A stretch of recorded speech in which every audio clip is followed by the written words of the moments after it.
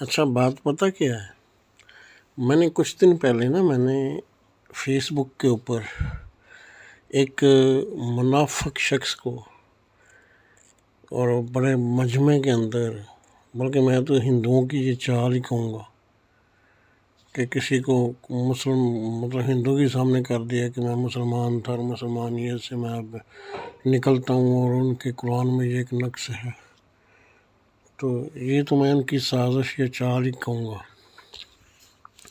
واللہ عالم اس کے پیچھے کیا سچ تھا کیا نہیں، لیکن میں نے خود سنا۔ وہ کہہ رہا تھا جی یہ مسلمان میں اسلام لے کے آیا، کلمہ پڑھا، اس کے بعد میں نے قرآن پڑھا، لیکن مجھے قرآن میں یہ کلمہ نظر ہی نہیں آیا، تو میں واپس ہندوؤں کی طرف آ گیا۔ تو یہ کلمہ قرآن میں ہے ہی نہیں، لا الہ الا اللہ محمد رسول اللہ صلی اللہ علیہ وسلم، یہ کلمہ قرآن میں کہیں پر ہے ہی نہیں۔ تو یہ اس کا اصل میں نے اسی دن سے ٹھان لی تھی کہ اس کا جواب تو دینا ہی پڑے گا نا۔ تو میں نے پھر اس کا جواب اور یہ ویسے بھی بعض کتب میں یہ سوال اور جواب اس طرح کے ہیں، اور فتنے کا دور ہے، اس دور میں اس طرح کے سوال تو ہونے ہی ہیں، لیکن جواب بھی دینا ہی ہوتا ہے۔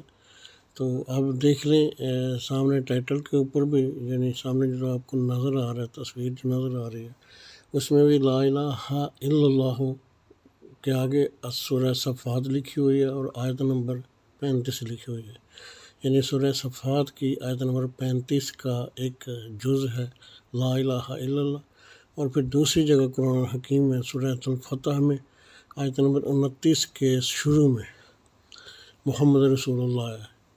یہ دونوں مل کے تو کلمہ طیبہ بنتا ہے، یعنی یہ دونوں قرآن کی نص سے ثابت ہیں۔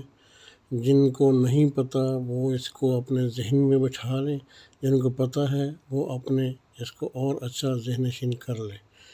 تو یہ بنیادی بات ہے، قرآن ایسا ہو ہی نہیں سکتا کہ قرآن کی نص سے یہ کلمہ ثابت نہ ہو، جو بنیاد ہے ہماری۔ تو نبی کریم صلی اللہ علیہ وسلم کی ایک حدیث مبارکہ کا مفہوم بھی ہے کہ جو شخص اس یقین پر مرا کہ اللہ تعالیٰ کے سوا کوئی عبادت کا حقدار نہیں ہے تو وہ جنت میں داخل ہوگا۔ یہ تحفۃ المسلم کی حدیث نمبر 136 ہے۔ تو اللہ ہم سب کو عمل کی توفیق عطا فرمائے۔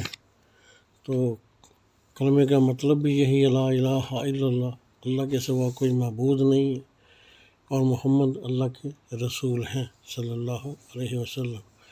یہاں پر میں ایک بات عرض کرتا چلوں کہ لا نفی کا صیغہ ہے، اور یہ پہلے اس کے آنے کا مقصد ہی یہ ہے کہ کائنات میں کہیں پر بھی کوئی الہ نہیں ہے، کائنات میں کہیں پر کوئی الہ نہیں ہے ماں سوائے صرف ایک اللہ کے۔ آپ کے اندر باہر کوئی کسی قسم کی کوئی خصوصیت ایسی جو الہ کی طرف جائے وہ آپ کے اندر بھی نہیں ہونی چاہیے۔ آپ کا دل بالکل ما سوا سے پاک ہو، یعنی نفی کر دی گئی کہ کوئی بھی آپ کے دل کے اندر نہ ہو، اور اگر ہو تو وہ صرف الا اللہ، اللہ کی ذات ہو۔ تو پھر اس کے بعد فرمایا کہ اب آگے پڑھو محمد الرسول اللہ، اور محمد اللہ کے رسول ہیں صلی اللہ علیہ وآلہ وسلم۔ اللہ ہم سب کو ہدایت کامل عطا فرمائے، اور نبی کریم صلی اللہ علیہ وسلم کے بتائے ہوئے راستے پر چلنے کی توفیق عطا فرمائے۔